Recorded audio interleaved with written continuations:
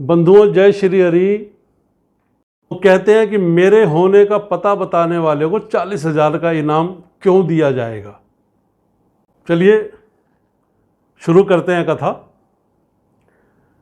पर उससे पहले मैं आपको बता दूं कि मैं नहीं जानता इस कथा को किस मित्र ने लिखा है।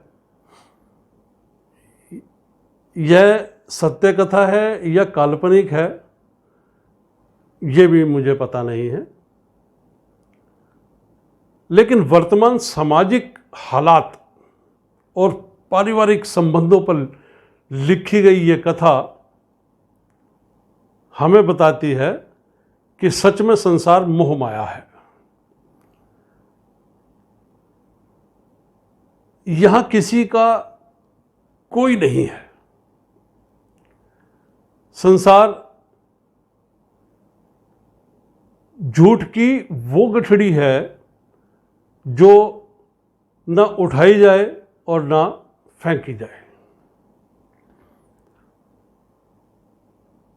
चलिए कथा के मर्म को समझकर अपनों के साथ कैसा व्यवहार करना है, इसका सबक सीखते हैं। लेकिन इससे पहले कहना चाहता हूं कि यदि इस कथा को कहने बोलने में मुझसे कोई त्रुटि हो गई हो तो कृपया क्षमा कीजिएगा। जिन्होंने ये कथा लिखी है उन्होंने कुछ और नाम दिया था, लेकिन मैंने इस कथा को, जो मेरा पात्र है मेरी कथाओं का, सुंदरलाल, मैंने वो नाम दिया है। सुंदरलाल जी सरकारी अधिकारी के पद से रिटायर हुए थे। बढ़िया सुंदर घर, सुशिक्षित, भरा पूरा परिवार, सभी सुंदरलाल जी से बहुत प्यार करते थे। उनकी इच्छा के बिना घर में कुछ नहीं होता था। कुछ भी लेना करना, कुछ किसी को देना, वो सब सुंदरलाल जी की इच्छा पर होता था, उनसे पूछ कर होता था। पत्नी, बच्चे, बहुएं, पोते, पोतियां, सबकी आंखों का तारा थे हमारे सुंदरलाल जी। कभी सोचता था कि रिटायरमेंट के बाद शायद घर में कदर कम हो जाएगी, क्योंकि घर में खाली बैठे रहने वालों की कोई इज्जत नहीं करता। लेकिन आज रिटायरमेंट के 7 वर्ष के बाद भी सभी वैसा ही मान सम्मान, उतना ही प्यार देते हैं जितना पहले दिया करते थे। इसलिए घर में अब हर समय खुशियां ही खुशियां बरसती हैं। लेकिन हाँ, अब शरीर चूंकि बूढ़ा हो चला है, 67 वर्ष की आयु हो चुकी है, शरीर धीरे धीरे क्षीण हो रहा है, तो कभी कोई बीमारी इस शरीर को लगी ही रहती है। लेकिन सुंदरलाल जी बड़ा ही संतुलित घर का बना खाना ही खाते हैं। और इस कोरोना काल में उन्होंने अपने आप को बहुत सुरक्षित रखा हुआ है। लेकिन अभी 2 दिन पहले ही बहुत मना करने पर भी बेटा और बहू और फिर पत्नी जिद करने लगी कि बहुत दिन हो गए, चलो बाहर का खाना खा कर आते हैं। अब उनकी जिद के आगे सुंदरलाल जी की एक ना चल सकी। खैर, बाहर खाना खाने चले गए, आए, सब ठीक था। अगले दिन सुबह सुंदरलाल जी ठीक ठाक उठे, नाश्ता किया, फिर अपने कमरे में आराम करने चले गए। सारा दिन वो एकदम स्वस्थ दिखाई दे रहे थे। और शाम की चाय के समय उन्होंने बताया कि बदन में कुछ दर्द हो रहा है। फिर शाम के 7 बजते बजते तेज बुखार के साथ वो सारे लक्षण दिखाई देने लग गए जो एक कोरोना पॉजिटिव मरीज को दिखाई देते हैं। परिवार के सदस्यों के चेहरों पर स्वयं की मौत का खौफ साफ नजर आने लग गया। सभी ने आंखों ही आंखों में एक ऐसा फैसला लिया जिससे सुंदरलाल भौचक्का रह गया। सब ने मिलकर उनकी चारपाई घर के एक पुराने बाहरी कमरे में डाल दी, जिसका दरवाज़ा जो था वो बाहर से ही था, जिसमें सुंदरलाल जी द्वारा पाले गए कुत्ते ब्राउनी का बसेरा था, या यूं कहूं कि है। सुंदरलाल कुछ साल पहले एक छोटा सा घायल पिल्ला सड़क से उठाकर ले आए थे, जिसे वो अपने बच्चे की तरह पाल रहे थे, और उसको ब्राउनी नाम भी उन्होंने ही दिया था। इस कमरे में अब सुंदरलाल, उनकी चारपाई और उनका प्यारा कुत्ता ब्राउनी, दोनों बेटों बहुओं और पत्नी ने दूरी बना ली है। बच्चों को भी उनके पास ना जाने का सख्त निर्देश दे दिया गया है कि कोई भी उनके पास नहीं जाएगा। सरकार द्वारा जारी किए गए में से एक नंबर पर कॉल कर दी गई है, द्वारा सरकार को सूचित कर दिया गया है, और खबर सारे मोहल्ले भर में भी फैल चुकी है कि सुंदरलाल को कोरोना हो गया है। लेकिन विडंबना देखो कि कोई मिलने नहीं आया, कोई हाल पूछने नहीं आया। हाल पूछना तो बहुत दूर, कोई देखने तक नहीं आया। जब घर के सदस्य ही दूरी बना लें तो बाहर का कौन आए। तभी साड़ी के पल्ले से मुंह लपेटे हुए, हाथ में छड़ी लिए पड़ोस की एक बूढ़ी अम्मा आई और सुंदरलाल की पत्नी से बोली, अरे कोई इसके पास दूर से खाना ही सरका दो। वो अस्पताल वाले तो इसको भूखे ही उठाकर ले जाएंगे। अब प्रश्न ये था कि उनको खाना देने के लिए कौन आगे आए। बहुओं ने खाना अपनी सास को पकड़ा दिया। अब सुंदरलाल की पत्नी के हाथ थाली पकड़ते हुए खूब कांपने लगे, और उसको लगा कि उसके पैर किसी खूंटे से बंध गए हों। ये देख वह बूढ़ी अम्मा बोली, अरे तेरा तो पति है, तू भी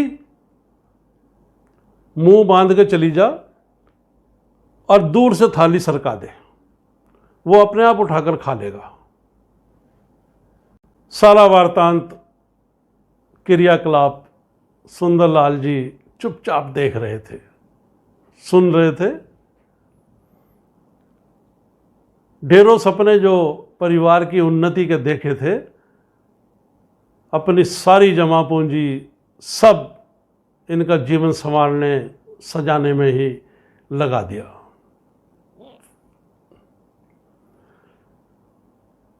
इन सभी का मेरे चारों ओर बाबूजी बाबूजी कहकर प्यार दिखाना, क्या वो सब आडंबर था? सोचते सोचते उनकी आंखें नम हो गई। लगा कि अभी कल ही तो सभी ने हमारी शादी की सालगिरह कैसे मनाएंगे, क्या खाना बनेगा, कौन क्या कपड़े खरीदेगा, किस प्रकार के कपड़े पहनेगा, किस किस मेहमान को बुलाया जाएगा, इस सब पर खूब चर्चा हुई थी। पर एक क्षण में सारे रिश्ते नाते, प्रेम प्यार इज्जत मान सब जमीन पर आ गया। कांपते होठों से उन्होंने कहा, कोई मेरे पास मत आना, ये बेहतर होगा, और वैसे भी मुझे भूख नहीं लगी है, और मुझे भूख रही भी नहीं है। इसी बीच एम्बुलेंस भी आ गई। सुंदरलाल को एम्बुलेंस में बैठने के लिए बोला गया। सुंदरलाल एम्बुलेंस के दरवाजे पर आकर एक बार पलटकर अपने घर की तरफ देखा तो पोती पोते ऊपरी तल में यानी फर्स्ट फ्लोर पर मास्क लगाए दादा को निहारते हुए दिखाई दिए। फिर उन बच्चों के पीछे सर पर पल्लू ओढ़े उनकी दोनों बहुएं दिखाई दी। उन्होंने देखा कि बहुएं अपने बच्चों के साथ सुरक्षित अपने कमरों में हैं। घर के दरवाजे से हटकर बरामदे के नीचे दोनों बेटे काफ़ी दूर अपनी माँ के साथ खड़े थे। विचारों का तूफान सुंदरलाल के अंदर ऐसे उमड़ रहा था जैसे न जाने इन विचारों के साथ क्या कुछ बाहर निकल आना चाहता है। उनकी पोती ने जैसे ही उनकी तरफ हाथ हिलाते हुए टाटा कहा, बस उसी क्षण वो दर्द आंखों और सिसकियों के रास्ते बाहर निकल पड़ा। उस क्षण ऐसा लगा कि जिंदगी ने जैसे अलविदा कह दिया हो। सुंदरलाल ने भारी मन से और भरी आंखों से सबको देखा और फिर दहलीज को चूम लिया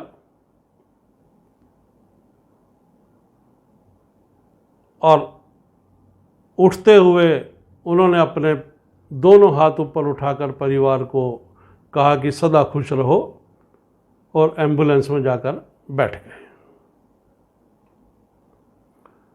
उन्होंने एम्बुलेंस की खिड़की से देखा कि उनकी पत्नी ने तुरंत पानी से भरी बाल्टी उस दहलीज पर उड़ेल दी जिसको सुंदरलाल चूम कर आए थे। इतना तिरस्कार, बीमारी का इतना डर, मौत का इतना खौफ, इतना भय। अरे भाई, अभी तो मैं जिंदा हूं और मैं भी, और ये भी तय नहीं हो पाया कि मुझे कोरोना है या कुछ और है या कुछ भी नहीं है। ऐसा व्यवहार। अब सुंदरलाल पर मानो पहाड़ी टूट पड़ा हो। लेकिन ब्राउनी ने जब देखा कि उनका पालनहार बिना उससे बोले गाड़ी में बैठ गया, वो भी उसी एम्बुलेंस के पीछे पीछे हो लिया जो सुंदरलाल को अस्पताल ले जा रही थी। सुंदरलाल ने जब अस्पताल पहुंचकर देखा कि ब्राउनी यहां तक उनके पीछे आ गया, उनका एक बार फिर मन भर आया और आंखें छलक आई और उन्होंने बड़े प्यार से ब्राउनी को बोला कि जाओ भाई, घर चले जाओ। और ये कहकर वो अंदर चले गए। उन्होंने पीछे मुड़कर भी नहीं देखा। फिर सुंदरलाल जी अस्पताल में 14 दिनों के ऑब्जर्वेशन पीरियड में रहे। उनकी कोरोना की सभी जांच सामान्य निकली। उन्हें पूरे तरीके से स्वस्थ घोषित कर उनको छुट्टी दे दी गई। लेकिन इन 14 दिनों में वो रोज कई बार जिए और कई बार मरे। शादी के बाद के जीवन से अभी तक के जो वर्ष बीते, इन 14 दिनों में चलचित्र की भांति उनके सामने से एक एक क्षण गुजरा। माता पिता, पत्नी, बच्चों की सेवा करते करते कब जवान से बूढ़े हो गए और फिर कब रिटायरमेंट हुई, फिर इस अस्पताल आने तक का जीवन का सारा सफर उनकी आंखों के सामने से निकल गया। पत्नी या दोनों बच्चों में से जब भी कोई बीमार होता था तो सारी सारी रात उनके सराहने बैठकर प्रभु का स्मरण किया करते थे, मन्नतें मांगते थे कि प्रभु इनको जल्दी से ठीक कर दो। और अब ये इन 14 दिनों में देखने भी कोई नहीं आया कि मैं जिंदा हूं कि मर गया या अभी कुछ बचा है, मेरे हालात कैसे हैं।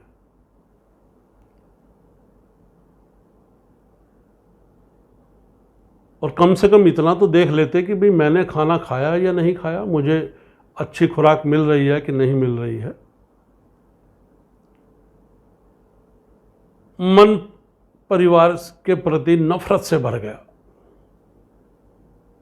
कि सारी जिंदगी के करने का, सब कुछ लुटा देने का इन पर ये सिला। जब वे अस्पताल से बाहर निकले तो उनको अस्पताल के गेट पर अपना पाला हुआ ब्राउनी बैठा मिला। दोनों एक दूसरे से लिपट गए और फिर दोनों की आंखों से गंगा जमुना बह निकली। देखने वाले भी अपने आंसुओं को नहीं रोक पाए।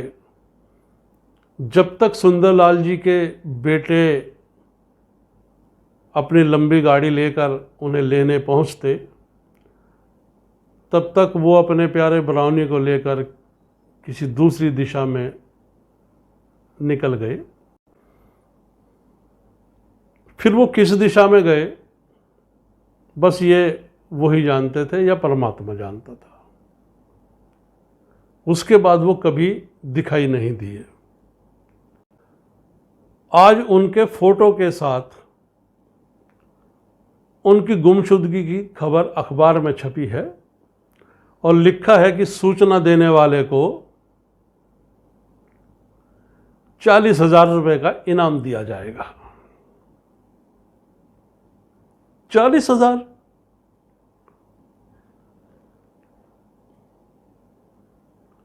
हाँ, पढ़कर ध्यान आया कि इतनी ही तो मासिक पेंशन आती है मेरी, जिसको मैं परिवार के ऊपर हंसते गाते सब उड़ा देता हूं। बंधुओं, एक बार सुंदरलाल जी की जगह खुद को खड़ा कर कल्पना करो कि इस कहानी का किरदार कौन है।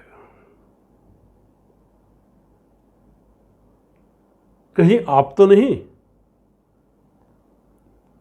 आपका सारा अहंकार और सब मोह माया खत्म हो जाएगा। इसलिए मैं आप सभी से निवेदन करता हूं कि कुछ पुण्य कर्म कर लिया कीजिए, गरीब भूखे लाचारों की सहायता किया कीजिए। जीवन में कुछ नहीं है, कोई अपना नहीं है। जब तक स्वार्थ है तभी तक सब अपने हैं। जीवन के सफर की मंजिल मौत है, यही परम सत्य है।